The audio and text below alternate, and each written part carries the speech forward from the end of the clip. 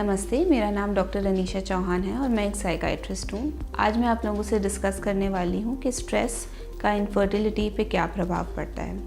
जब हमारी बॉडी किसी भी प्रकार का कोई स्ट्रेस झेलती है तो उसके अंदर एक ऑटोमेटिक रिस्पॉन्स होता है जिसकी वजह से हार्ट रेट बढ़ जाता है, ब्लड प्रेशर बढ़ जाता है और हॉर्मोन्स भी पीक कर जाते हैं।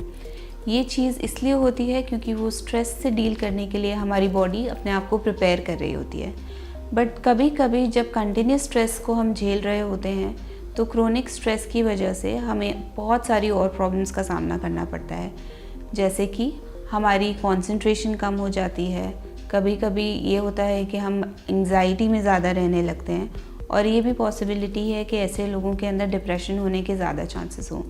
नाउ इफ़ दैट हैपन्स और आप इनफर्टिलिटी का ट्रीटमेंट ले रहे होते हैं तो कभी कभी पॉसिबिलिटी होती है कि because of all these problems आप ट्रीटमेंट को ढंग से फॉलो थ्रू ना कर पाएँ। और इनफर्टिलिटी की ट्रीटमेंट के लिए बहुत इंपॉर्टेंट है कि आप कंसिस्टेंसी मेंटेन रखें और पॉजिटिव आउटलुक मेंटेन रखें। इसके स्ट्रेस की वजह से कभी कभी बहुत डिफरेंट टाइप्स के बॉडी पेन्स होने लगते हैं, हेडेक होने लगता है और कभी कभी स्ट्रेस को झेलने की हमारी जो कोपिंग एबिलिटीज़ होती हैं वो प्रॉपर नहीं होती। इन प्रॉब्लम्स की वजह से कभी कभी लोगों के अंदर अलग अलग तरह के पेन, बॉडी पेन, हेडेक भी देखे गए हैं। और कभी कभी स्ट्रेस को झेलने की जो हमारी कोपिंग स्ट्रैटेजीज़ होती है वो बहुत ज़्यादा पॉजिटिव ना होके मैल अडेप्टिव होती है, विच इंक्लूड्स के कभी कभी लोग स्मोकिंग ज़्यादा करने लगते हैं या अल्कोहल ज़्यादा लेने लगते हैं।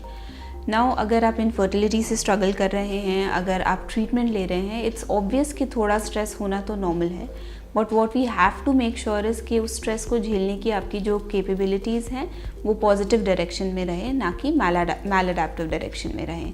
इन our prime IVF centre we make sure कि जब भी कोई पेशेंट आता है उनकी इनफर्टिलिटी ट्रीटमेंट के साथ साथ हम उनके मानसिक तनाव का भी ढंग से असेसमेंट करें और देखें कि उन्हें किस तरह की सपोर्ट की ज़रूरत है।